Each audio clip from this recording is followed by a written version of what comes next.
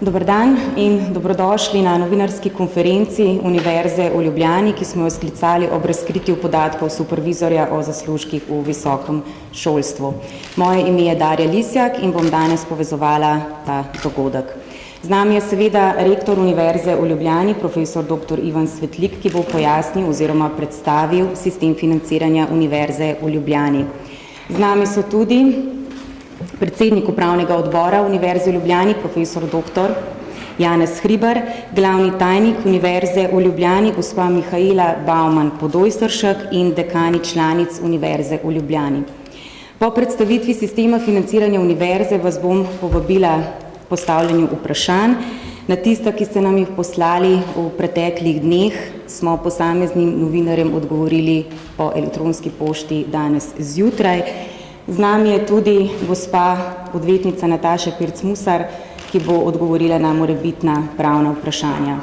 Zdaj pa prosim rektorja Univerze v Ljubljani, da začne svojo predstavitvijo. Izvolite.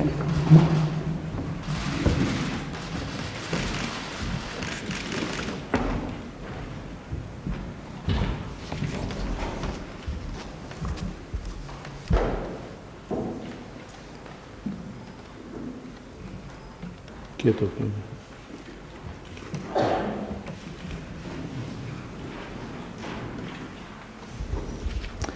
Spoštovane in spoštovani novinari, kolegi dekani, tajniki in vsi gostje.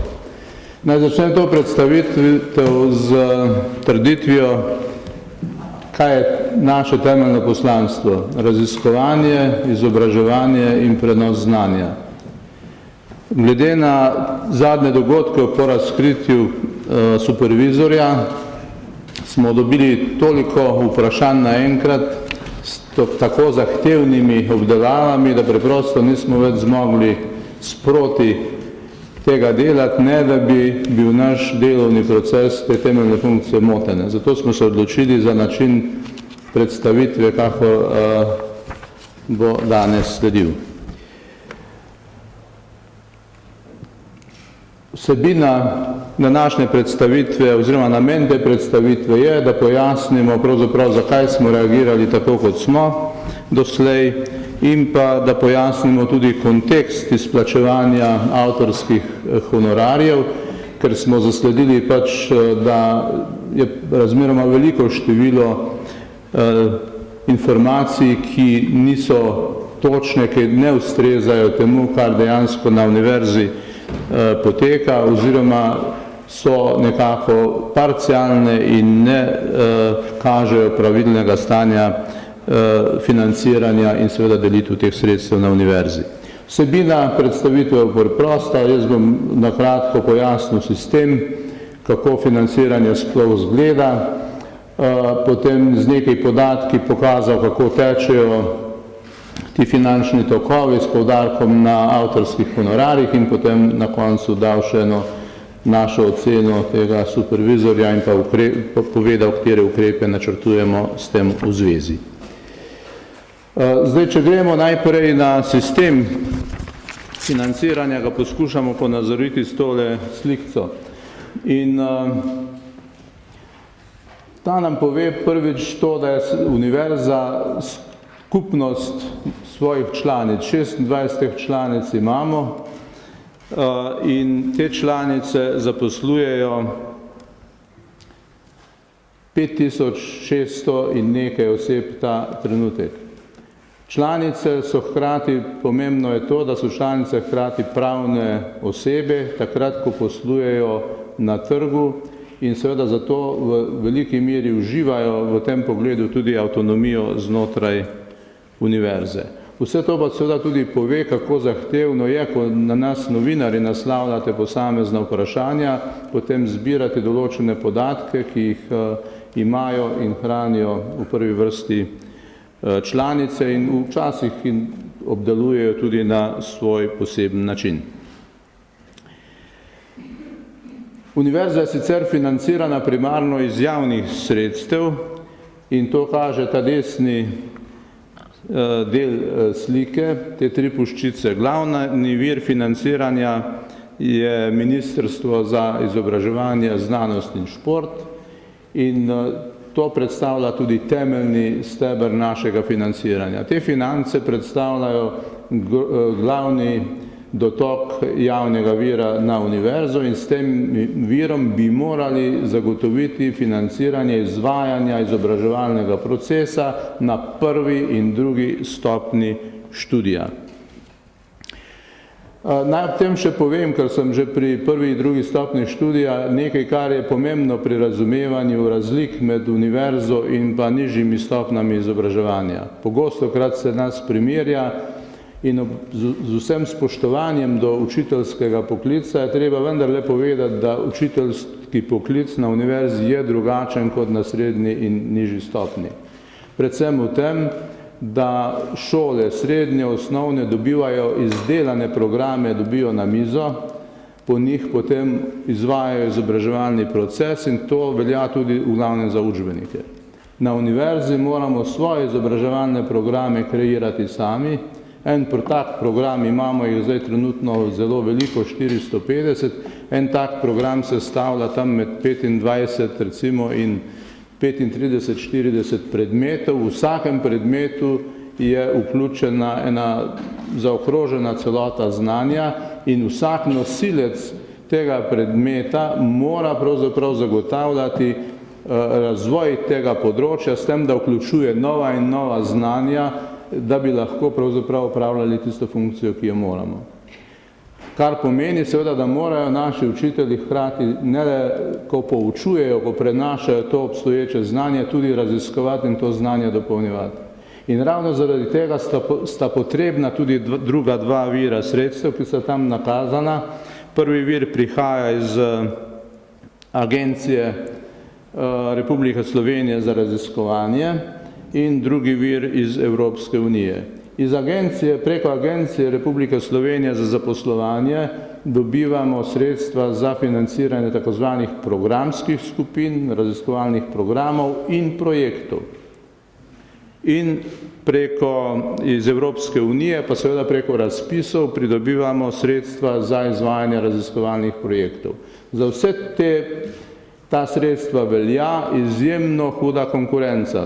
Za domača nekoliko manj, za tuje pa izjemno huda konkurenca, v tem smislu, da lahko računa nekdo, da bo pridobil ta sredstva samo, če je izkazal dovolj velik znanstveni output. Tukaj štejejo reference, objave v najboljših svetovnih časopisih.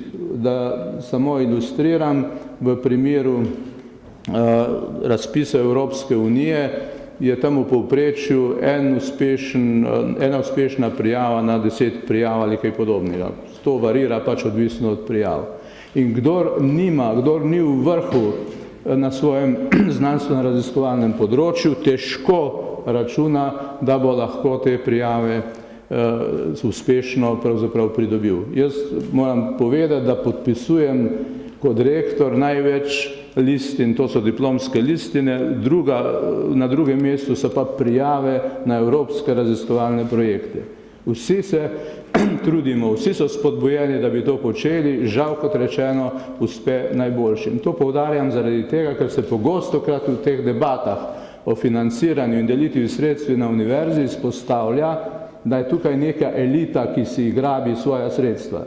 Ta elita sme biti samo tista elita, ki ima zares tudi kvalifikacije, da lahko ta sredstva pridobiva. In če jih pridobi, seveda je jasno, da mora biti tudi udeležena pri delitvi potem teh sredstev, ki jih pridobi, seveda ne samo za sebe, ampak za svojo skupino, za svojo fakulteto in podobno. Ni drugega načela, ker nam to takšno vedenje narekuje okolje. In ta javna sredstva seveda se potem preko univerze, preko rektorata univerze, v rdečem krogu označena, potem distribuirajo, porazdelijo po naših članicah, s tem seveda, da ostane na univerzi tisti del, ki je potreben za to, da se skupne službe, ki jih rektorat predstavlja financiranje. Nas je trenutno na rektoratu okrog 100. No, na drugi strani, na desni strani je pa prikazano pravzaprav, kje so še viri sredstev, ki jih dobivajo naše članice.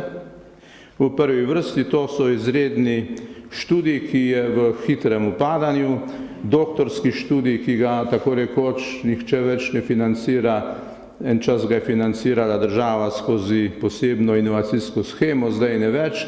Edina izjema so še mladi raziskovalci in seveda druge oblike plačljivega študija, če se ponudijo programi izpopolnjevanja in podobni programi strani posameznih članic. In seveda razvojni inovacijski projekti in svetovanje, ki so namenjeni podjetjem, drugim organizacijam, ki pravzaprav takšne projekte za reševanje svojih tehničnih razvojnih problemov tudi take storitve tudi nudijo. Tu so seveda naše članice v zelo različnem položaju, glede na področje svojega delovanja, nekatere imajo večje možnosti ali pa so imele večje možnosti ponujati izredni študij, kot rečeno je to zdaj postalo zelo omejeno, ne vem, fakulteta za zdravstvena fakulteta, fakulteta za šport ali pedagoška fakulteta, mogoče imajo še večje povpraševanje, nekatere druge tudi, ampak v glavnem je povpraševanje po izrednem študiju zelo upadlo. Ostaja seveda doktorski študij, kjer, kot rečeno, ga ponujajo vse fakultete in seveda te oblike izpopolnjevanja. Medtem ko na področju inovacijsko-razvojnih projektov so seveda bolj aktivne tehnične fakultete, po naravi njihovega delovanja je to tudi pričakovano, kot so fakulteta za elektrotehniko, strojna, za gradbeništvo, geodezijo, za računalniško informatiko in podobno, in seveda pri svetovanju tudi nekatere druge, recimo tudi ekonomska fakulteta. To, kar je pomembno poudariti, je, da tudi te projekte ne dobiva kdorkoli, ne pritekajo sami. Tudi tukaj so potrebna velika prizadevanja posameznikov, da do takšnih sredstev pridejo. Ne bo vsak podjetnik plačal storitve nekomu, za katerega ne verjame, da bomo pomagal rešiti njegov tehnični problem. Tu moraš imeti neke reference, primerna znanja, za to isto seveda velja za svetovalne storitve. Isto velja konec koncev za doktorski študij, kjer smo v konkurenci vse bolj z mednarodnim prostorom, kjer se naši mladi ljudje pravzaprav danes lahko ozrejo po ponudbah v bližnjem in daljnem evropskem prostoru. In če tega študija, če teh programov ne pripravimo na ustrezno visoki ravni, seveda nimamo možnosti konkurirati z njimi. Seveda ta sredstva, ki jih pridobivajo članice po tej poti, so njihova sredstva, one odločajo o razporejanju teh sredstev. In seveda ta sredstva se potem jasno razporedijo za plačevanje stroškov, dela, materialnih stroškov, vlagajo se v razvoj in seveda tudi za nagrajevanje posameznikov. In še to bi dodal, da pogostokrat so ta sredstva pridobljena na podlagi pogodb z zunanjimi, kot sem rekel, podjetji ali drugimi organizacijami in so predmet poslovne skrivnosti, tako da jih tudi, če se včasih želi priti do teh podatkov, pač iz razloga naših pogodbenih obveznosti do naših partnerjev, teh pogodb pravzaprav ne moremo razkrivati. Toliko mogoče o samem sistemu. Zdaj, če pogledamo pa nekatere podatke, ki kažejo na to, kako ta sistem deluje v primeru naše univerze, pa lahko začnemo s preprosto ugotovitvijo. Če bi šli po tistem, kar je zapisano v nacionalnem programu visokega šolstva, bi morali biti danes pri 1,3% bruto družbenega proizvoda iz proračuna za to visoko šolstvo. In če bi gledali, kakšen bi moral biti delež naše univerze, bi v tem proračunu, glede na nacionalni program, potem to kaže ta zgornja rdeča krivulja. V resnici smo na polovici tega ta hip. In to so tista sredstva, ki jih dobivamo in bi jih morali dobivati za izvajanje temeljnega programa, se pravi prve in druge stopnje. Še več od tega, Ta sredstva v zadnjem času, kot se lepo vidi, upadajo. V zadnjem obdobju smo izgubili kakšnih 10% teh sredstev. Dodam naj, da smo pa hkrati ravno v tem obdobju 2009 do danes uvedli v celoti drugo stopnjo študija, ki pomeni takozvani dodatni 5. letnik ali, če hočete, 20% več programa, kot smo ga izvajali predtem. In še ena težava, ki jo imamo v vsem tem, ki da potem tudi dovolj dobre informacije za pojasnevanje vsega, kar bom naprej povedal, je to, da smo od leta 2009 naprej morali zmanjšati število zaposlenih, tudi zaradi ZUJF-a, za 6%. In s tem se ta razkorak med potrebnimi sredstvi, kot so bila predvidena, in dejanskimi samo še zaostri. Seveda, da bi vendarle zagotavljali normalno izvajanje programa, za katerega smo zavezani in kar je naše poslanstvo, si prizadevamo, da bi dobili dodatne vire. Zato gremo po projekte v Evropo, zato gremo na trg, da bi lahko pravzaprav tudi to našo osnovno dejavnost ustrezno sfinancirali.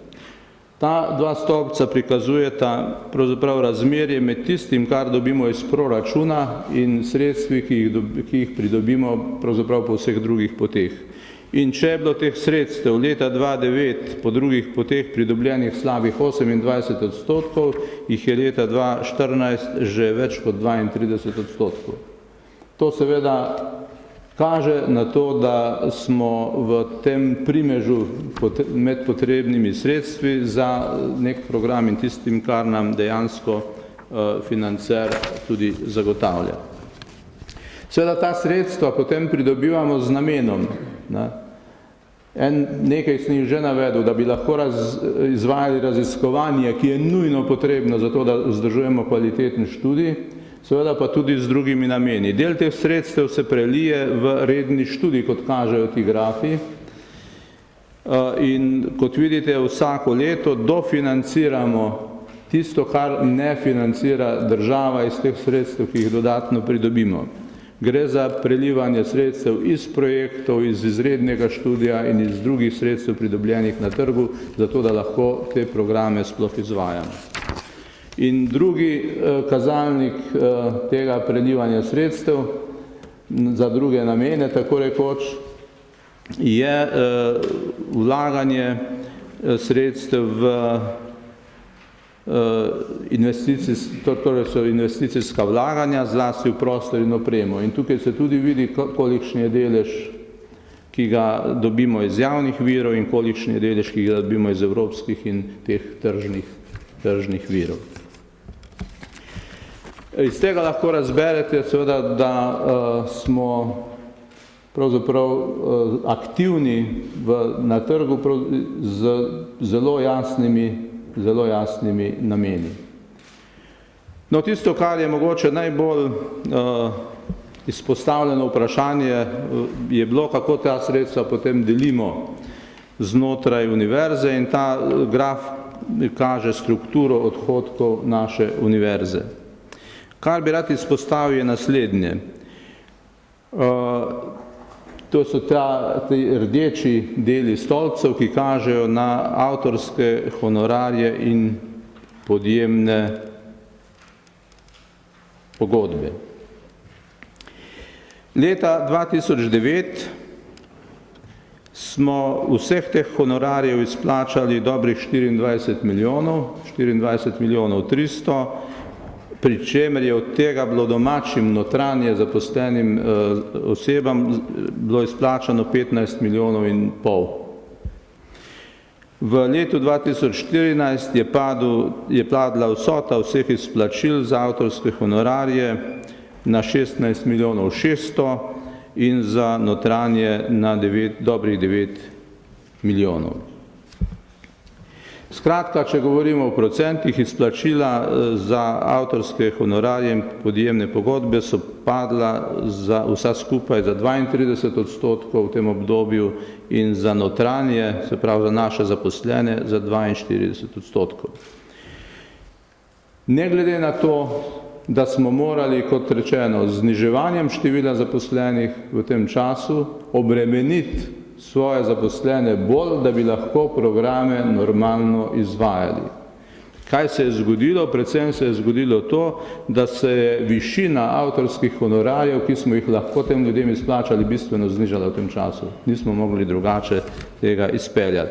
Seveda pa ne moremo pričakovati, upam, da tudi vi ne pričakujete, da bodo ljudje delali brezplačno, kadar gre za dodatna dela, ki so izven njihove redne delovne obremenitve. In mogoče samo še en komentar tega grafa. Znižanje, če primerjate izplačila avtorskih honorarjev glede na plače, se vidi, da je bilo v letu 2009 teh izplačil glede na plače pri dobrih 10%, leta 2014 jih je pa še dobrih 7%. Zdaj, kaj vse je bilo vprašanje, delamo na račun izplačevanja, kakšno delo se plača in kakšne rezultate dosegamo.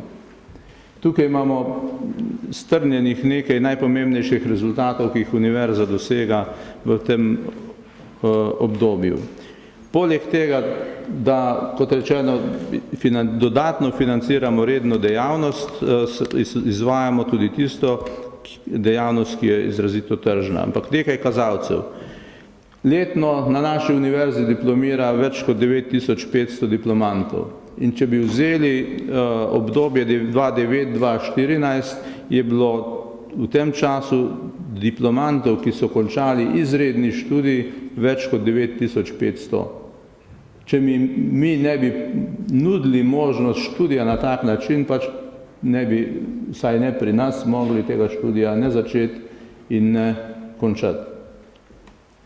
Država pa seveda ni zagotavljala dovolj sredstev, da bi lahko vpis povečevali na rednem študiju. Tu imamo, kot rečeno, še kazalec, koliko je v povprečju v tem obdobju doktorjev znanosti vsako leto. To se vse financira seveda iz drugih virov, ne iz javnih, večinoma, pravzaprav ne vse. Tu je 513 projektov, ki jih financira Agencija za raziskovalno dejavnost, 600 mednarodnih in EU projektov, ki jih pridobimo na način, kot sem poprej razložil, in okrog 600 projektov z gospodarstvom in drugimi organizacijami. Nenazadnje se naša dejavnost kaže tudi skozi število objav v znanstvenih revijah, ki jih je v povprečju na leto 2055 in stalno postopno naraščajo, prav tako kot narašča tudi število mednarodnih projektov. Zdaj, zato da ne bi govorili preveč nasploh, bom povabil 4 tukaj prisotne dekane, da bodo dali konkretne primere rezultatov projektov, ki so jih izvajali na trgu in ki so bili dodatno financirani in iz katerih so bili tudi lahko izplačani avtorski honorarji. Ne pa zmerom, ker posameznik, če gremo na raven posameznika, lahko dobi v celoti plačo za izvajanje svoje pedagoške dejavnosti na prvi in drugi stopni, lahko pa seveda ni polno zaseden s pedagoškim delom in seveda dodatno izvaja raziskovalno dejavnost, zato da bi zaslužil polno plačo, bodisi iz evropskih, domačih ali drugih projektov ali iz tržnih projektov in seveda, kadar presega ta obseg dela 100% obremenitev, lahko dobi tudi to izplačano na druge načine. Pa bom kar prosil, kot smo že po vrsti, kolega Široka, če mogoče ti začneš, ko si prvi ste v strani.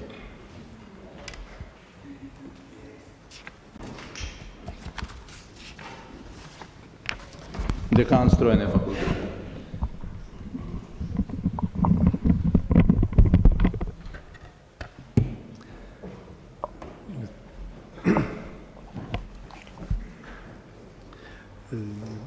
Gospod rektor, hvala lepa za besedo. Ko sem dobil to nalogo, da povem nek tak tipičen primer dobre prakse, sem kar nekaj časa razmišljal o tem, kaj naj povem. Teh možnosti je bilo več, zbral sem eno specifično možnost. tisto, ki pokaže, da en univerzitetni profesor pa ena ekipa na univerzi lahko odpira možnost tudi domači industriji v tujini.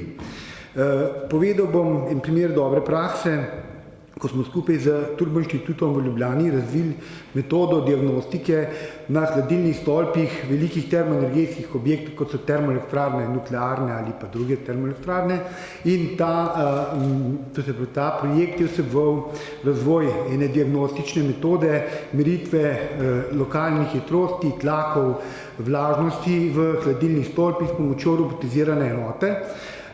To smo razvili doma, testirali v termoelektrarni Šoštanj in potem s tako metodo šli v različne države, od Belgije, Tihange, Duel, tu so najmočnejše termoelektrarne v evropskem prostoru. Če smo selili v Nemčijo na Schwarze Pumpe blizu Berlina, smo naredili meritve v Franciji in potem seveda tudi domače meritve upravili na ta enak način. Na ta način smo utrdili to metodo, pokazali doma in v tujini, da je metoda relevantna, da je značilno zajemno zelo velika dodana vrednost in da je permanentna. To pomeni, da je lahko nekdo danes iz Slovenije permanentno uporablja in trži in dosega veliko dodano vrednost. To je en ta kratek opis te metode, jaz ne bi šel širše v to, bi pa želel poudariti to, da se je ta metoda razvila dejansko na tržnih sredstvih, na sodelovanju z inštituti in seveda na koncu je tudi odprla možnost za evropske projekte. Mi smo celo zadevo zasukali, da smo najprej naredili projekt, ga v bistvu verificirali in potem kot tazga uporabljali, smo dobili še na netržnih sredstvih dejansko možne ekonomske izzive in potencijale, da lahko potem ta sredstva uporabljamo za nakup opreme, to je bilo danes že povedano, namreč v tem primeru te skupine lahko rečem, da je pol skupine na trgu. To pomeni, da smo mi skoncipirani tako, da se moramo na trgu dobiti in da moramo na trgu iskati sredstva za delo, za materialne stroške, za delo kot tako na projektih in navsezadnje se potem to lahko uporabi tudi za kvalitetne doktorske študije. Prav na tem projektu je prišlo tudi do doktoratov. Tako da, ko to opazujemo in gledamo samo skozi avtorske honorarje, jaz mislim, da je to napaka. Da je treba to širše gledati, kot je bilo tudi danes povedano, da so to neki sinergetski efekti, ki jih ne moramo meriti skozi nek priliv ali pa dohodek enega od članov take ekipe, ki dobi avtorski honorar, ampak gledamo, kaj od tega dobi posameznik v tej skupini, skupina kot celota, fakulteta, univerza, ne navsezadnje tudi družba v celoti. Hvala lepa. Kolega Žiro, hvala lepa. Gremo kar naprej. Kolega Starej z Fakultete za upravo, najbolj izpostavljena. Hvala, gospod rektor. Zdaj, da bi razumeli celotno situacijo, ki se dogaja oziroma vrti okrog Fakultete za upravo, mi dovolite, da nakratko pojasnim zgodbo, ki je vir vsega tega. Nastanek nove države Slovenije je povzročil velik interes za področje študija uprave. Tedanja vodstva oziroma tedanje učitelji so se odločili, da počnejo z izvajanjem izrednega študija. V letu, ki je predmet prvega opazovanja, to se pravi leta 2004, naj povem, da je bilo 400 razpisanih mest rednega študija in 600 izrednega, pa je bilo v prvi prijavi 1800 kandidatov. To je nekaj, kar se danes zelo težko predstavljamo. Bile so različne ideje, ali naj to fakulteta dela preko fakultete, ali naj bi to upravili kako drugače. Iz tistega obdobja so nastale 4 zasebne fakultete, ki so tudi odzele del tega našega dela, ampak vseeno smo mi recimo v letu 2003 upisali 3000 izrednih študentov. Zakaj tudi? Zato, ker proračunsko nismo bili dovolj financirani. Mi smo v letu 2003 prejeli iz proračuna 1 milijon sredstev, za naše delo smo ga potrebovali 4 milijone, od tega 2 milijona samo za plače. Vsa ta razlika, ki je prihajala preko izrednega študija, vse to smo vlagali v razvoj programov in pogojev dela. Mi smo 20% sofinancirali sami stavbo in ves ta čas vlagamo tudi v sodobno opremo. Če pa zdaj pogledamo, kateri so zdaj tisti rezultati, na kateri smo posebej ponosni. Mi smo videli, da je na trgu veliko zasebnih inštitucij, ki izobražujejo za podobne vsebine in smo se odločili, da bomo skušali s kvaliteto pretehtati, premagati konkurenco na slovenskem trgu. Postavili smo neke centre, mi temu rečemo Center za razvoj pedagoške odličnosti, kjer smo iskali, kaj vse tisto, kar ima dobra fakulteta. V okviru tega centra smo izoblikovali veliko mednarodnih povezav in izoblikovali nove študijske programe. Fakulteta ima 3 skupne študijske programe s tujimi univerzami, mislim, da jih je v Sloveniji 14, od tega na fakulteti za upravo 3. Prvi smo skupaj z ekonomsko fakulteto uvedli Bologno 3+2 in pa skupni študijski program s fakultete za računalništvo in informatiko imamo, zato nismo dobili dodatnega evra.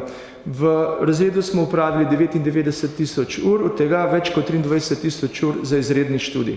In zdaj tisto, kar se nam zdi, na kar smo posebej ponosni, razliko do ostalih smo želeli pokazati preko kvalitete, lotili smo se najzahtevnejše mednarodne akreditacije za področje izobraževanja v upravi, to je EAPA.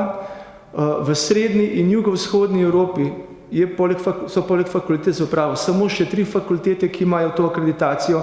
Mi imamo to akreditacijo za 3 študijske programe, za visokošolskega, za univerzitetnega in za magistrskega. Nekaj, kar je prav gotovo presežek v tem prostoru. In še mogoče, če počasi zaključim, veliko je bilo vprašanj, kdo je pa vaš trg. Mi smo fakulteta za upravo, naš trg je javni sektor. Mi, ko tekmujemo za projekte, ko tekmujemo za seminarje, se postavimo vrsto skupaj s podjetji, zaradi izkušenj, ki jih imamo, potem pridobivamo neke seminarje ali neka svetovanja. Za mogoče samo podatek, mi smo v tem času izvedli 450 seminarjev, od tega 138 po naročilu. Ne nekaj, kar se ponavlja, ampak 138 po naročilu. Na teh seminarjih je bilo 8000 udeležencev.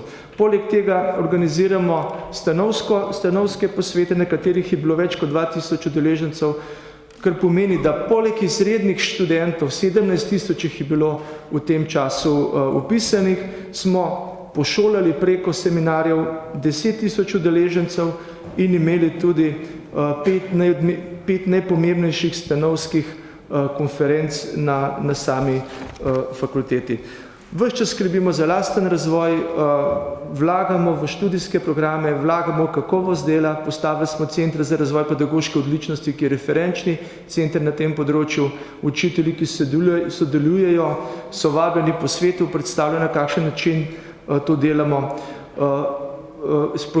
Pripravili smo program za upravljanje dokumentarnega gradiva, ki bi referenčni program vrsto let v državni in lokalni samoupravi, Doksis mu je ime. Razvili smo študijsko informatiko, ki na fakulteti deluje od leta 1994, z vsem tistim, kar država postavlja šele danes.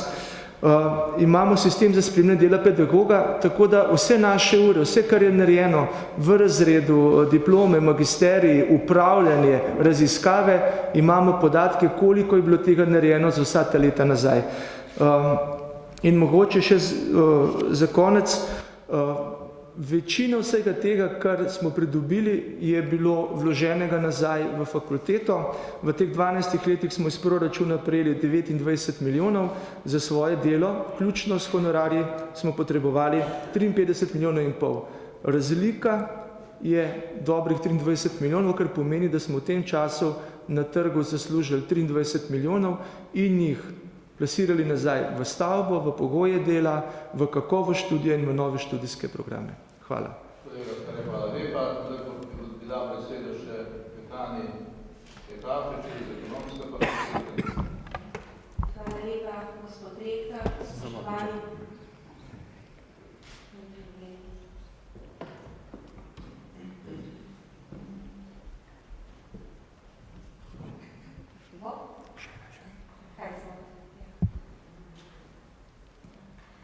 Spoštovani gospod rektor, spoštovani vsi prisotni, ko sem se odločila o tem, katerega od projektov predstaviti, sem se odločila, da bom enega, ki je slovenski javnosti dobro znan in na katerega smo zelo ponosni. Gre za projekt, ki je znan pod blagovno znamko PKP, ne KPK, ampak PKP, poslovna konferenca Portorož, ki ga na ekonomski fakulteti že 15 let organiziramo skupaj z našim poslovnim partnerjem in medijskim pokroviteljem časopisom Finance.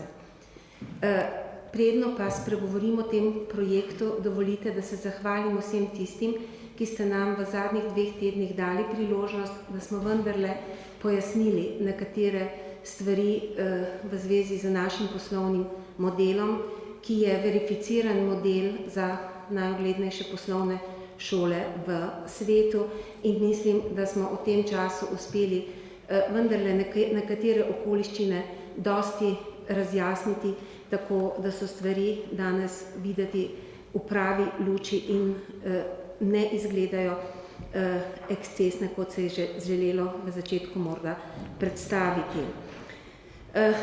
Poslovna konferenca Portorož je projekt, na katerega smo posebej ponosni. Razvili smo ga v sodelovanju s časnikom Finance, ki je naš poslovni partner in s katerim to konferenco pripravljamo, eden brez drugega ne bi mogli. Mi ne bi mogli brez organizacijskega dela in medijske podpore, oni ne brez znanja, ki ga mi v to vlagamo. Gre za največji poslovni dogodek v Sloveniji, ki združuje akademsko in poslovno sfero, na katerem so redno prisotni tudi vsi odločevalci iz trenutnih vladnih struktur. Kako pripravljamo to poslovno konferenco Portorož? Pripravljamo jo skupaj s študenti našega rednega magisterskega študija poslovodenja in organizacija, ki v sodelovanju s številnimi podjetji, ki so pripravljeni sodelovati pri tem projektu, iščejo odgovore na sodobne ekonomske in poslovne izzive. Vsako leto posebej se dogovorimo, kaj je tisto, kar bomo predstavili na konferenci. To je zanesljivo kar najbolj obiskan poslovni dogodek v Sloveniji. Vsako leto novembra je v Portorožu, v vseh letih skupaj ga je obiskalo več kot 8000 ljudi. Na fakulteti smo se že zdavnaj odločili, da bomo vsi, ki pri tem sodelujemo, vse delo za ta dogodek opravili brez avtorskih honorarjev, kar pa seveda ne pomeni, da ni v to vloženo veliko dela. Presežek si razdelimo, tržni presežek, gotovo je to tržni presežek, kajti prihaja izključno iz sponzorskih sredstev podjetij in iz sredstev udeležencev, si razdelimo s financami. Mislim, da ni korektno, da bi govorila o številkah, zaradi tega, ker nikoli ne razkrivamo poslovnih podatkov naših poslovnih partnerjev in mislim, da je to tudi prav. Moram pa reči, da ne gre za zanemarljive zneske. Mi jih v celoti vložimo v razvoj naših programov. Morda podatek. Lansko leto smo dobili od države za financiranje našega programa 9,8 milijonov. Točno 9,8 milijonov smo dali za plače. Plače izplačujemo v skladu z zakonom. Imamo pa res da več zaposlenih strokovnih sodelavcev v različnih službah, ki podpirajo našo kakovost, ki jo potrebujemo za mednarodne akreditacije. Vse ostalo do 15 milijonov moramo zaslužiti z različnimi tržnimi dejavnostmi in tudi zaslužimo. Veliko vas vidim, ki prihajate na ekonomsko fakulteto, marsikaj nas vprašate, vidite, da imamo lepo zgradbo, vse investicije smo financirali z lastnimi sredstvi, na to smo ponosni. To so javna sredstva iz bilance stanja javne organizacije. Nihče ne bo niti koščka fasade ali pa ene celice na strehi, kjer imamo električno elektrarno odnesel nikoli domov. Kam še vlagamo ta sredstva? Predvsem jih vlagamo v akreditacijo in internacionalizacijo, ki jo potrebujemo za akreditacijo. Mi imamo 2 ugledni mednarodni akreditaciji, ACSB in EQUIS, na 10 000 poslovnih šol v svetu, samo 150 je takih, ki imamo obe akreditacije in mi smo na to izjemno ponosni. 7 let je trajalo, da smo sploh prišli v vrsto za akreditacijo ACSB. V tem obdobju je bilo treba ogromno investirati, veliko potovati. Oba dekana, ki sta bila pred menoj, pa nekaj časa sem bila tudi prodekanja, smo se pošteno trudili in tudi posebej prorektorca Brenčičeva, ki je tukaj, da smo dobili te 2 akreditacije. Dobili smo pa kot prvi v Evropi, bili smo testna organizacija, certifikat za internacionalni program mednarodno poslovanje, ki ga kolegica Makovec Brenčič vodi. To smo naredili s pomočjo lastnih virov, v dogovoru z našim NAKVIS-em, ki nas je za to zaprosil, in smo služili zdaj kot referenčni primer za celotno Evropsko unijo. Jaz mislim, da je to izjemen dosežek, na katerega moramo biti posebej ponosni. Pa še nekaj bi rekla, kdo ima največ od tega. Kratkoročno naši študentje, dolgoročno pa celotna družba. Naši študentje se lahko udeležujejo študijskega procesa na več kot 170 šolah v svetu, s katerimi imamo mi partnerske sporazume. Preko 400 jih gre vsako leto v tujino. Na naši poletni šoli se zbere poleti preko 500 študentov iz celega sveta, predava 40 profesorjev iz tujine samo na poletni šoli, prijavi se jih pa 200 in to je nekaj, na kar moramo biti posebej ponosni. Naj povem, da smo se ravno na zadnjem sestanku v okviru asociacije, ki jo imamo s kitajskimi in vodilnimi evropskimi šolami, uspeli dogovoriti, da bosta naša dva doktorska študenta dobila štipendijo na Hong Kong Politehnika, šolnina je pa tam krepko preko 20.000 evrov. To je nekaj, kar se v dodatnem denarnem toku ne bo pokazalo. Mislim pa, da če bomo uspeli, da se bosta ta dva potem vrnila v Slovenijo, da smo naredili veliko. Hvala lepa. Hvala lepa tebi, dekanja, pa še besedo dekanu Fakultete za elektrotehniko, Dela Papič. Hvala lepa za besedo, spoštovani zbrani. Dovolite mi, da najprej za začetek nekaj osnovnih podatkov povemo o Fakulteti za elektrotehniko. In sicer, če pogledamo leto 2014, prihodki fakultete so znašali 18 milijonov evrov. Od tega smo dobili 46% za izvajanje pedagoške dejavnosti, se pravi, to je javna služba, programi, visokošolski programi in pa tretja stopnja.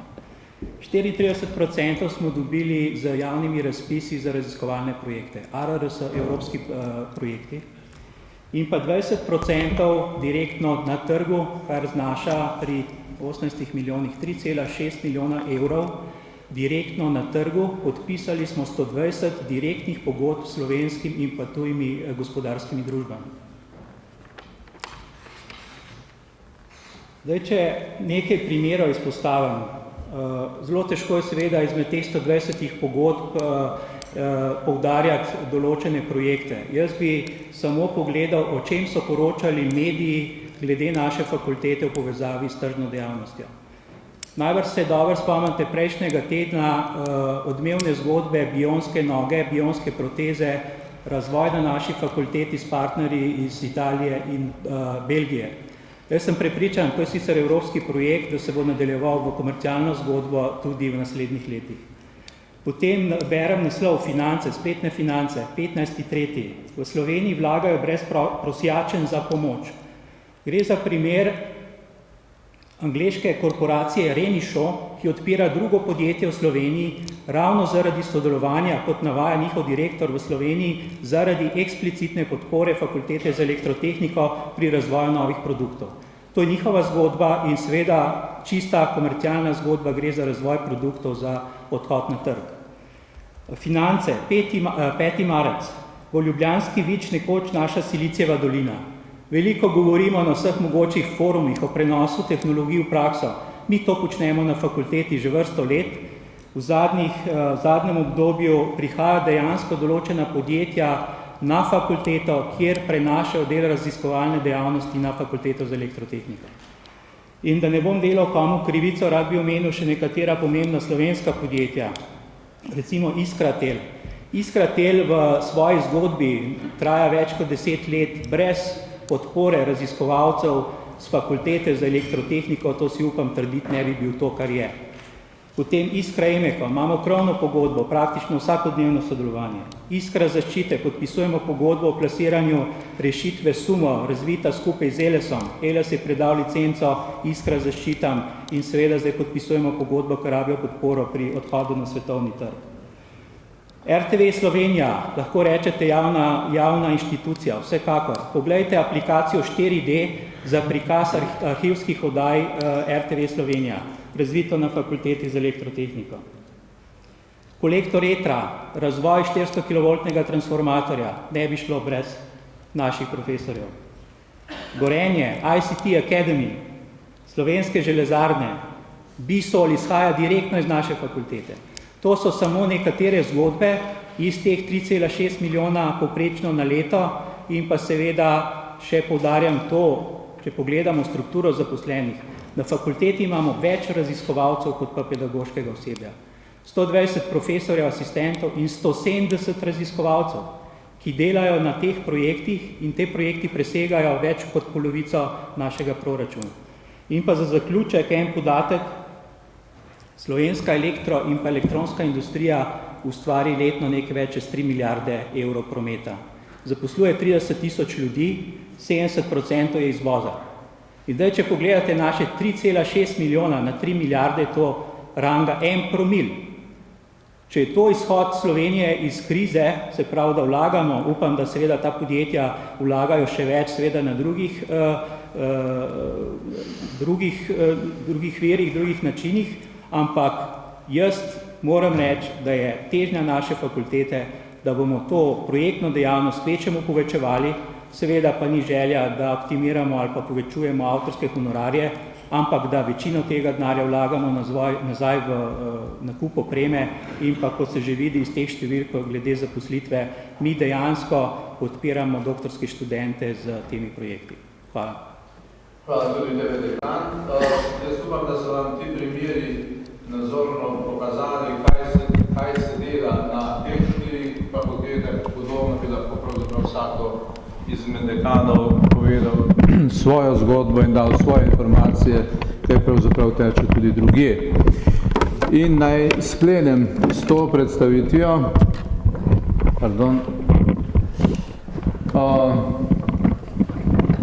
in se ustavim pri naši oceni tega, kar je pokazal supervizor in pa kakšne ukrepe načrtujemo. Naj takoj priznam, da smo skozi to razkritje na univerzi seveda bili pozorni na tudi naše šibke točke. In če omenim, glavno našo šibko točko je, da nimamo jasnega dogovora med vsemi članicami, kako sredstva, ki jih pridobivamo na trgu, potem tudi razdelimo za razvoj na eni strani, za nagrajevanje tistih, ki so tukaj najbolj udeleženi na drugi, in podobno. Mislim, da to je šibka točka, ki jo moramo pravzaprav v prihodnje ojačati. So nekatere članice, kot rečeno, ki nimajo s tem problemov, zato ker so na trgu manj aktivne. So nekatere članice, ki imajo to zelo dobro že sedaj urejeno. So mogoče nekatere članice, ki so nekoliko manj pozorne bile glede tega, kako ta sredstva pravzaprav razporejajo. Še zmerom pa trdim, da je vse teklo znotraj legalnih okvirov, vse je teklo po zakonu, kjerkoli bi to pogledali. Zato seveda smo se odločili ne šele po razkritju supervizorja, ampak že poprej, lahko pogledate naš program dela in ga vzamete na ministrstvu, kamor smo ga poslali že poprej, da smo v njem zapisali, da moramo urediti vprašanje aktivnosti naših zaposlenih, ko gre za delo izven tega rednega delovnega časa, izven rednih delovnih obveznosti, ko gre za aktivnosti pri drugih delodajalcih, pri samih sebi, za SP-je in tako naprej, in seveda tudi za te primere, o katerih supervizor govori. Skratka, to smo zaznavali že poprej in seveda zdaj imamo dodatni motiv, da se teh vprašanj navznoter tudi lotimo. Zato smo imenovali tudi posebno delovno skupino, ki bo v kratkem, upam, lahko pripravila usklajen predlog, ki ga bo potem tudi univerzitetni organi potrdili. In seveda tam, kjer smo opazili te ekstremne primere honorarjev, bomo to pogledali od blizu skozi interni nadzor, ki ga na univerzi tudi imamo vzpostavljenega. Seveda pa ne gre to tako hitro in predvsem tega ne delamo površno. Kajti tisto, na kar nas opozarja v izhodišču supervizor, nažalost ni nič drugega kot indic in opozorilo. Žal si s tem, kar je supervizor razkril, ne moremo pomagati, ker ugotavljamo, da pravzaprav ni bil narejen niti zakonito, niti so podatki, ki jih navaja v teh evidencah, točni, ker vključuje vse mogoče druge postavke, ne pa samo čistih honorarjev, ki so jih posamezniki prijeli. Skratka, ne na ravni posameznika, ne na ravni sistema si mi s tem ne moremo pomagati. Je pa seveda dobrodošla spodbuda, da bomo tiste šibke strani, ki jih na univerzi opažamo že itak, lahko v prihodnje, jaz upam v čim krajšem času tudi z dogovorom med vsemi članicami uredili. Toliko z moje in naše strani in hvala lepa za pozornost.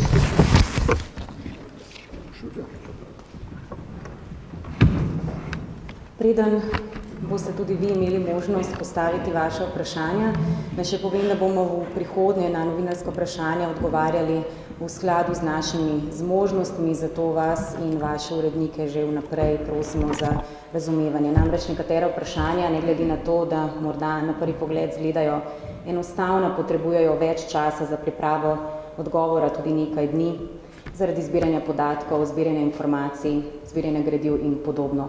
Ko vam odgovarjamo na novinarska vprašanja, vam želimo podati informacije v skladu z našimi načeli. In še to, cenik posredovanja informacij javnega značaja je objavljen na spletni strani Univerze v Ljubljani. Zdaj pa lahko začnete z vašimi vprašanji. Pred vami je konferenčnik, samo še to povem, sistem mikrofonov, ki deluje čisto preprosto, pritisnete na gumb, ko se vklopite, vas prosim, da so dobili izplačene tako velike vsote, tudi sami gospod Svetlik je omenil, da ste opazili ekstremne primere izplačila avtorskih honorarjev. Torej, vi govorite o projektih, pri katerih niso bile izplačene avtorskih honorarji, da vlagate nazaj, noben od tega ne oporeka, ampak kaj je, na primer, gospod Max Tajnikar počel za več kot 400 000 evrov? Kaj je počela gospa Stanka Cetnikar za več kot 541 000 evrov, koliko je postopila iz naslova fakultete? Torej, kaj konkretno so ti ljudje počeli, da so dobili tako velike vsote? Sami se strinjamo, da so to ekstremne izplačila. Lahko jaz začnem pošpati.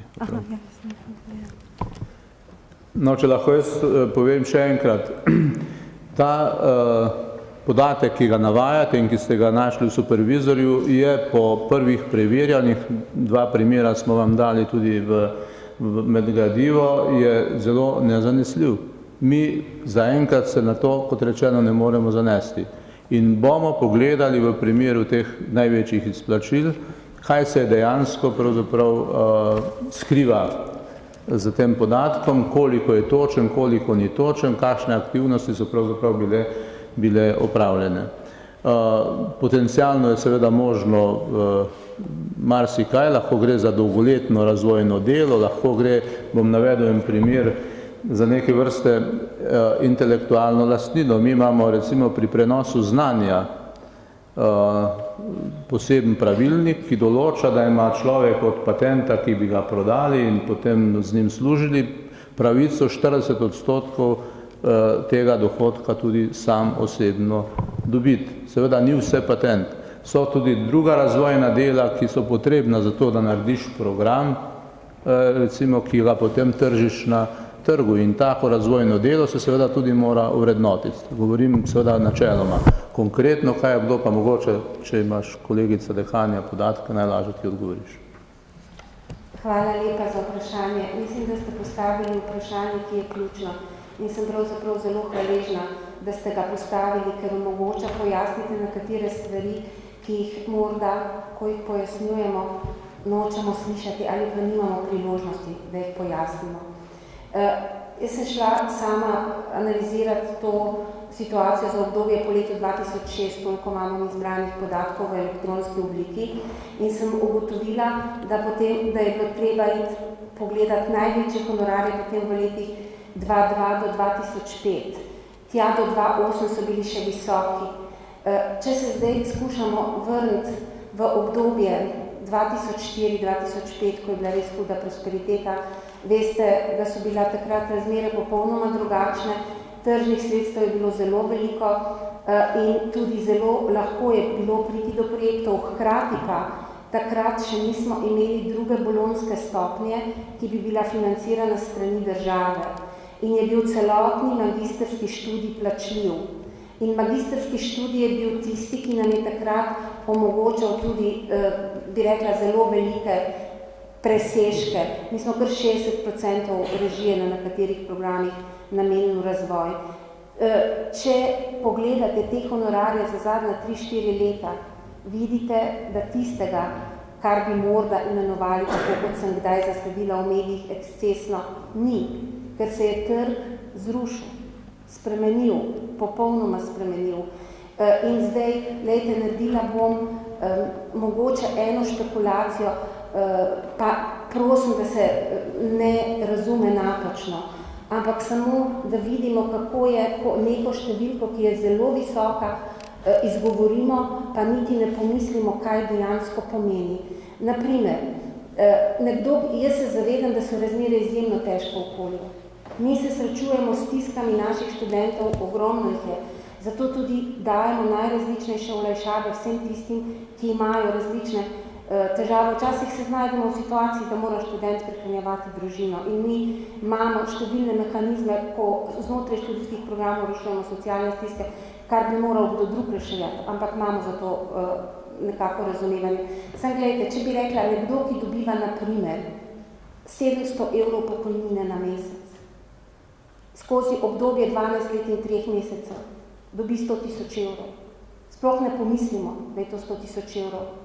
Me zanima, kako vidite te situacije, zakaj že od leta, mislim, da 2 leta, odkar je ZUJF veljavi, niste ukrepali glede teh profesorjev, ki so zadržani na nižjih delovnih mestih, kot ni to vzel, in lahko v bistvu vidimo te honorarje, ki pač so ekscesni za koga pač niso, ali lahko vidimo kot v bistvu neke sorte variabilni del plače za tiste, ki imajo možnost dostopa do tega variabilnega dela. Ja, to, da bi kdo delal na univerzi brezplačno, to meni ni znano. Če je kdo tak, naj se oglasi, napiše prijavo, bomo preverili, kaj je na tem. Kolikor vem, vse zaposlene na tej univerzi, ali so zaposleni za določen ali nedoločen čas, tudi normalno plačujemo po tarifah, kakor so s kolektivno pogodbo tudi določene. Tako da to prvič slišim, moram reči, in če je kaj na tem, bi prosil, da prijavite, ker je to protizakonito in proti naši politiki. Seveda, morda se skriva za to informacijo še kaj drugega, ampak še enkrat bi poudaril tole. Na univerzi velja, če pa ne velja, bi morala veljati stroga hierarhija znanja. Prav tist lahko napreduje, ki je dokazal, da je sposoben ustvarjati novo znanje, in to se dokaže predvsem skozi publiciranje. In tist lahko postane docent ali izredni ali redni profesor. In brez tega naj ne bi, če se je kdaj zgodilo, je bila to napaka, nihče napredoval. Seveda pa spremlja potem to napredovanje tudi večja odgovornost in praviloma bi moralo spremljati to napredovanje tudi večji dohodek, se pravi večja plača in seveda tudi večje možnosti potem, ker ima tudi ustrezne reference, da nekdo pridobi projekt in iz tega projekta tudi dodatno nagrajen. Drugo vprašanje, videti honorarje. Vse, kar so javna sredstva, s katerimi mi razpolagamo, niso informacije javnega značaja, kot smo rekli. Če mi pridobimo neka sredstva na trgu, če jih posameznik pridobi, če jih posamezna članica pridobi na podlagi pogodbe, potem pač ta informacija ne more biti dostopna širši javnosti, že zaradi tega, ker mi podpišemo pogodbo o tem, da imamo nek poslovni odnos, neko poslovno sodelovanje, vključno s poslovno skrivnostjo, s temi naročniki teh projektov in raziskav. Tega pač ne moremo. Kolikor pa gre za honorarje izplačane iz pridobljenih javnih sredstev, recimo iz tistega, kar dobimo za prvo in drugo stopno, in moramo nekomu plačati honorar, ker dela preko redne delovne obveznosti, tista informacija pa seveda je lahko dostopna. In težava, ki jo imamo v tem konkretnem primeru supervizorja, je, da je to vse med seboj pomešano. Nas pa zakon zavezuje k čuvanju teh nekaterih informacij, ki jih ne smemo razkriti, in k temu, da na drugi strani nekatere pa moramo razkrivati. In to seveda v tem primeru supervizorja ni bilo zagotovljeno. Vse skupaj izgleda, da kljub temu, da ste ravno kar povedal, da napredovanje temeljijo glede na ustvarjanje novega, sposobnosti ustvarjanja novega znanja, dejansko vsi zagovori, ki smo bili v zadnjih tednih priča v javnosti, izgledajo, da napredovanja ne samo na Univerzi v Ljubljani, tudi v drugih delih slovenskega izobraževalnega sistema temeljijo samo na ustvarjanju novega denarja, ne znanja. A lahko prosim pojasnite, kako je to, da se pač večina dekanov prvenstveno ukvarja z nabiranjem sredstev, ne pa z znanjem, in da pač niste sposobni vsi, ki tukaj le sedite pred nami, apelirati na državo, česar niste storili niti enkrat v tem momentu, da ne priskrbi dovoljšna sredstva, da se pač univerze fakultete umaknejo iz trga in na teh dvojnosti med tržno dejavnostjo, ki vedno bolj spominja na tržnico, ne pa na trg, in med pač javnim servisom pač do te dvojnosti ne prihaja več. No, glede tega, koliko je kdo apeliral in na koga, vam predlagam, da si pogledate domačo stran rektorske konference Republike Slovenije, kjer boste videli dnevne rede naših zasedanj in boste prebrali izjave, ki smo jih tudi potem pošiljali vsem medijem. Najbrž ste jih tudi kot novinar lahko prebrali in boste videli, kolikokrat smo se v zadnjem letu ali dveh oglašali na to temo, poskušali z apeli, z pogovori, z posameznimi ključnimi osebami in tako naprej. Tako da ta očitek moram zavrniti. Drugo je pa vprašanje, ki ga naslavljate seveda na to, kaj dela vodstvo. Vodstvo mora poskrbeti za to, da imajo ljudje prvič, da lahko izvajamo normalno tisto poslanstvo, ki ga imamo, da upravljamo raziskovanje, izobraževanje in tudi prenos znanja, tako kot smo k temu svojim poslanstvom zavezani, in s tem dodatnimi aktivnostmi, ki jih izvaja in vodstvo univerze in vodstvo fakultet, seveda poskušamo, da bi izvajali na primerni ravni te programe, zato ker jih država žal ne financira dovolj dobro.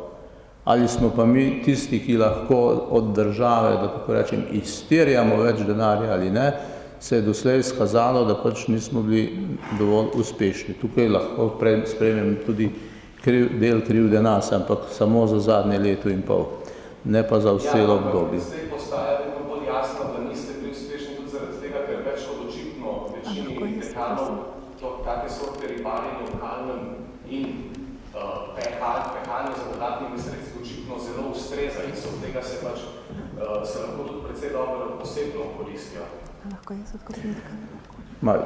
Hočem vam povedati samo eno reč. Vsa izplačila so bila izplačana na podlagi pogodb in zakonito. Če je tukaj kalnega, mi morate bolj konkretno dati prijavo. In če ni bilo zakonito, kaj lahko pričakujemo v tem primeru? V tem primeru je treba pač ukrepati ne samo na podlagi notranje inšpekcije, ki jo potem pošljemo, in smo rekli, da bomo poslali v pregled tja, kjer se zdi, da so stvari šle čez rob, ampak potem seveda sledijo na podlagi teh ugotovitev tudi določeni ukrepi. Če je bilo pa kaj protizakonitega, smo pa itak dolžni po službeni dolžnosti prijaviti tudi zunanjim organom. Tako da zmerom to tudi storimo. Rektor, ali smem še? Izvoli. Hvala lepa. No, jaz mislim, da so pa bile to težke besede, da smo ribarili v kalnem, ali pa da se pehamo za tržnimi sredstvi in se od tega osebno okoriščamo, namesto da bi vlagali v znanje. Mi to delamo zato, da lahko vlagamo v znanje. Jaz sem vam prej povedala, da mi vse, kar dobimo v državi, damo v plače. Mi pa želimo, da naši mladi kolegi napredujejo. Zato oblikujemo poseben sklad. Imamo dekanov sklad in imamo še druge oblike nagrajevanja raziskovalnih dosežkov in financiranja udeležb na konferencah, predvsem za mlade kolege, ki jih financiramo iz tržnih sredstev. sicer oni ne bi mogli napredovati. Verjamem, da tako velja na celi univerzi. In moram tudi reči, da pri nas smo v zadnjih, to je preverljivo, 15 letih povečali število zaposlenih za 120. To pomeni, da smo več kot 150 ljudi zaposlili. Smo eden najmlajših kolektivov.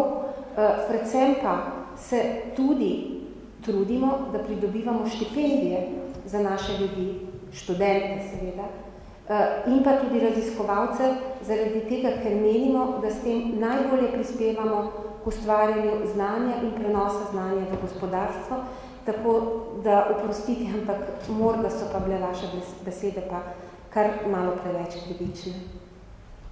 Idemo počakati, če kak teden, no? Tako. Hvala lepa, mogoče kakšno vprašanje? Izvolite.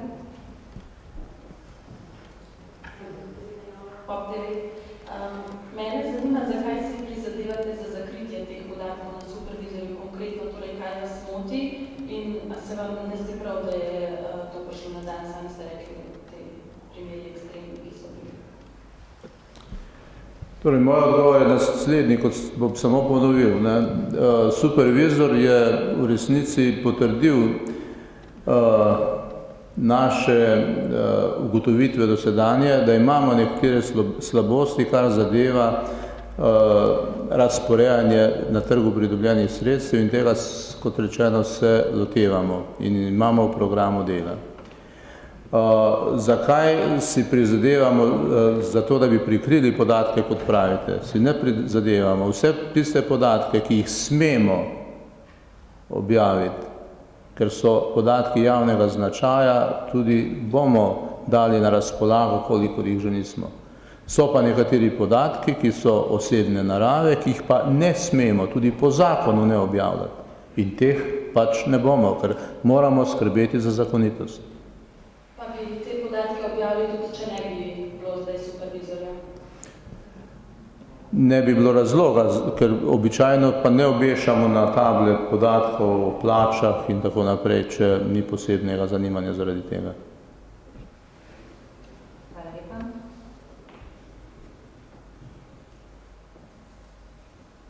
Tina Kristan Delo, prej ste omenili pokojnine, po mojem tudi treba poudariti, da gre za avtorske honorarje, ki so jih zaposleni in tudi iz matične fakultete poleg redne plače.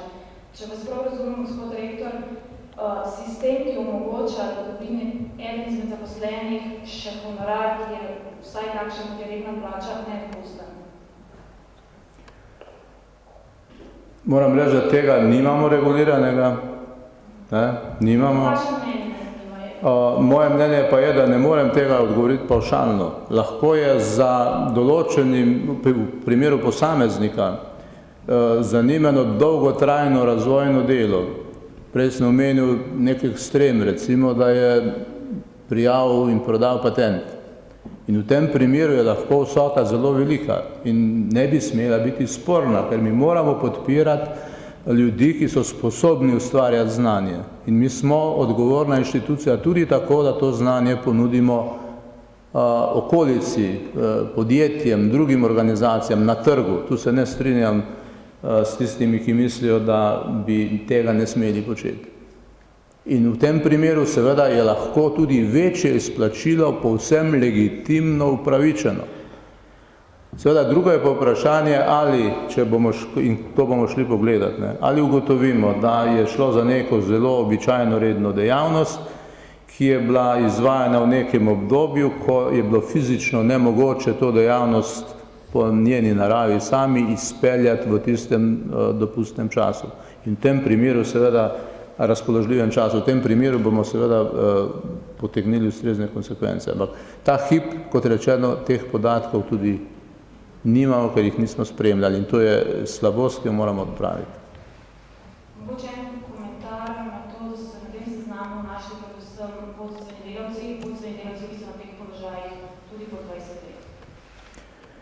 Poglejte, če pogledate druge strukture v tej državi, univerza vsake 4 leta zamenja rektorja, vsake 2 do 4 leta zamenja dekane, In potem seveda je vprašanje, kako pogosto se zamenjajo na nižjih vodstvenih ravneh ljudje, teh podatkov vam zdaj ne morem iz roke dati. Ampak tukaj pridemo do tistega, kar sem poprej rekel. Če imate vodjo programske skupine, no, pa sem vam pa vse povedal. Na 4 leta se zamenjajo, prav gotovo, in dekani pa tudi na 2, odvisno od tega, kako imajo, ki je to urejeno. Poglejte, kako pogosto se menjajo politične elite, poglejte, kako pogosto se menjajo recimo sindikalne elite in podobno in boste videli, da mi skrbimo za cirkulacijo teh vodstvenih kadrov kar dobro. Pa mogoče samo še to, na določenih fakultetah je dovoljena, v zakonu piše sicer samo izjemoma 20% pedagoška nadobremenitev, potem še 20% raziskovalna nadobremenitev, marsikdo dela prek SP-jev, DO-jev. Razumljivo se javno sprašuje, kako vse to zmorete. Se vam zdi zakonska obremenitev premilo napisana, kar se tiče obveznosti profesorjev? En komentar na to, kako lahko vse to opravite. Smo zelo različni ljudje. Ne? Na univerzi, če ni nekdo malo poseben, ga pravzaprav ne rabimo, ker on mora prinesti neko specifično znanje na univerzo, ki ga je sposoben potem tudi naprej podajati. In za večino zaposlenih na univerzi, za profesorje, raziskovalce, si upam trditi, da to, kar počnejo, njihovo življenjsko poslanstvo. Oni ne hodijo v službo, oni delajo od jutra do večera, oni delajo tudi za vikende, oni delajo tudi za praznike, dostikrat. Tako da z tega zornega kota se mi zdi, da so angažmani posameznikov v veliko primerih zares tudi nadpovprečni. Je pa seveda mogoče, in če to opazimo, seveda moramo kot vodstvo univerze ali fakultete tudi odreagirati, da potem kdo na ta račun morda zanemarja svoje redne delovne obveznosti. To se pa seveda ne bi smelo dogajati. In primarna obveznost vsakega profesorja pa seveda je, in to tudi pri napredovanju natančno kontroliramo skozi habilitacijski postopek, da je ustvaril dovolj veliko količino znanja, ki ga je publiciral v uglednih mednarodnih revijah. To je kriterij, osnovni. Če pa opravlja svoje pedagoške obveznosti ali ne, pa povejo študenti. In če boste pogledali postopke volitev na univerzi, boste videli, da mnogi niso izvoljeni, ker jim študenti ne dajo soglasja. In to so morda tisti, ki so z tega ali onega razloga zanemarili to svoje primarno delo in poslanstvo, ki ga imajo. Hvala lepa. Še kakšno vprašanje? Izvolite. Še ena stvar me zanima. Zakaj ste za zastopnika najeli prav gospod Birc Musarjevo? Kako ste jo zbrali? Na kakšen način in koliko boste plačali? Ko gre za vprašanje podatkov javnega značaja, sodimo, da je to pač najboljši strokovnjak, ki ga ta hip v Sloveniji imamo. Plačali še ne vem, koliko jih bomo, ker še nimamo nobenega računa od nje. Ima pa seveda tako kot odvetnica pač po ustaljenem dogovoru in pravilih, ki veljajo svoje tarife. Na univerzi nimate nobenega, ki bi to lahko naredil brez kakšnih dodatnih stroškov, ne vem, konc koncev imate pravno fakulteto tudi pod vašim okvirjem? Težko na tej ravni. Zato smo poiskali človeka, ki ima največ znanja na tem področju. Ampak to pomeni, da univerza konc koncev vzgaja dobre diplomante. Hvala lepa. Še kdo?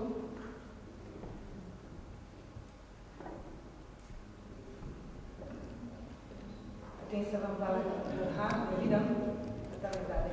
Izvolite. Jaz sem za svobodno novinarstvo.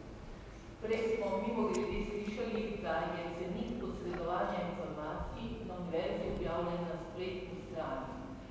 Upam, da sem to slabo razumela, da to ne pomeni, da zdaj zadnjih zastojn dobivamo informacije, da bo slej vsaka želja po informacijah plačana po cenik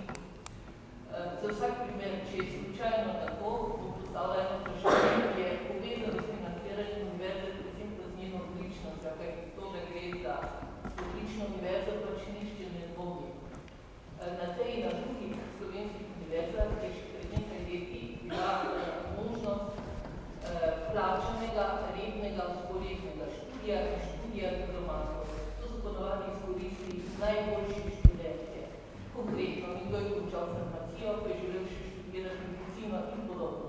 Ta možnost je bila ukinjena, ker tako je bilo rečeno, da bodo univerze same omogočile tem najboljšim tak študij. Slovenija je mimogrede, če tega študija za diplomante ni, tudi edina država, ki omogoča nekomu, ki je že prej diplomiral, še enkrat študirati medicino, to je pač v medicini izrednega študija ni. Ali je univerza v tem prizadevanju za odličnost naredila kaj, da recimo poskrbi tudi za te najboljše, najbolj prizadevne, najbolj ambiciozne študente? Ja, glede informacij in cenika bom potrdil informacijo, ki so jo slišali.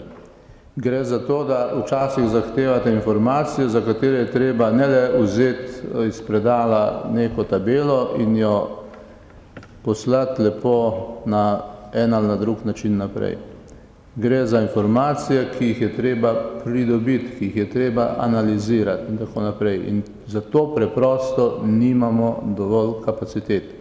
Imamo pa pravico seveda pri posredovanju teh informacij, te informacije po ceniku zaračunati in angažirati ljudi, ki bodo to lahko pripravljali, kadar bo šlo zlasti za take situacije, kot je bila sedaj in kot je sedaj.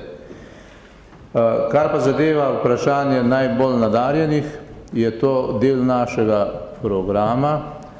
Zdaj teče, nažalost, zaradi vseh mogočih težav prepočasi v sodelovanju tudi z Ministrstvom za delo in za izobraževanje in šport, neko pogovarjanje o tem, kako bi drugače lahko zastavili spodbujanje najbolj nadarjenih, se pravi ne samo po sistemu Zoisovega štipendiranja, ampak tudi na druge načine.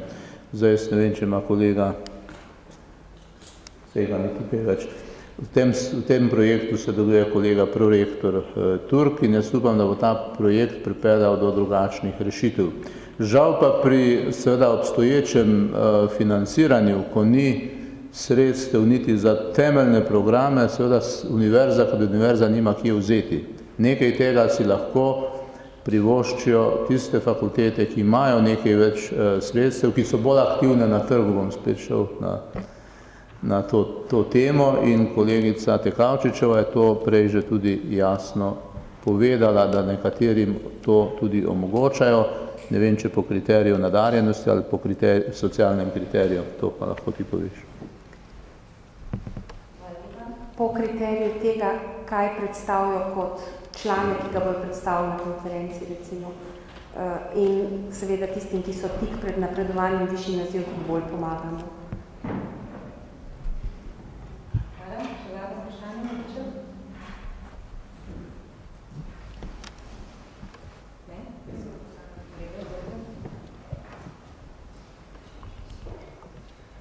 Barbara Smegla, Beli.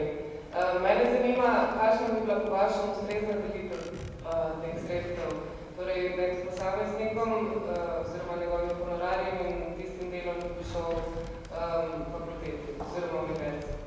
A mene se to pravi? Ali tebe koga? No, jaz bom povedal to, zato smo imenovali posebno delovno skupino, ki bo te stvari tudi vzela v roke in pogledala pravzaprav po kakšnih kriterijih se lahko potem ta sistem vzpostavi. Naj vam dam primere, mi pač gledamo tudi druge univerze, da imajo ponekod, torej imajo različne ureditve, različne sisteme. Ponekod imajo zelo za naše razmere zelo visoke osnovne plače in ne dopuščajo potem kaj dosti drugega na podlagi pridobivanja sredstva ali projektov in podobno. Tak primer je recimo Francija po našem vedenju. Drugje, recimo kot v Nemčiji, imajo pa zelo podoben sistem kakor mi. Plače so tudi na univerzitetni ravni razmeroma nizke v primerjavi recimo s francoskimi ali pa angleškimi, pač pa dopuščajo, da posameznik skozi angažiranje na raziskovalnih in drugih projektih te projekte pridobi in si del seveda sredstev iz dela na tem projektu tudi potem izplača kot del svojega dohodka.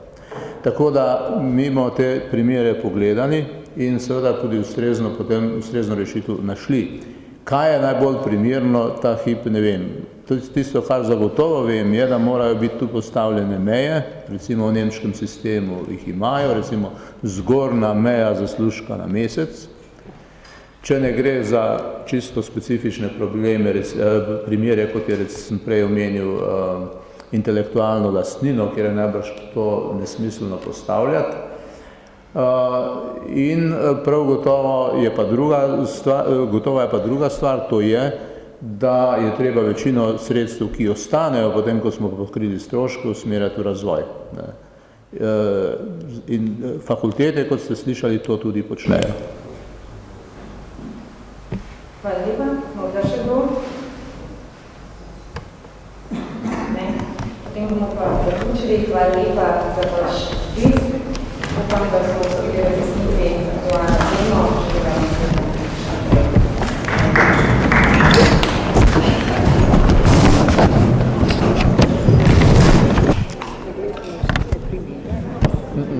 Ta skupina ima zadolžitev, da popravi sistem.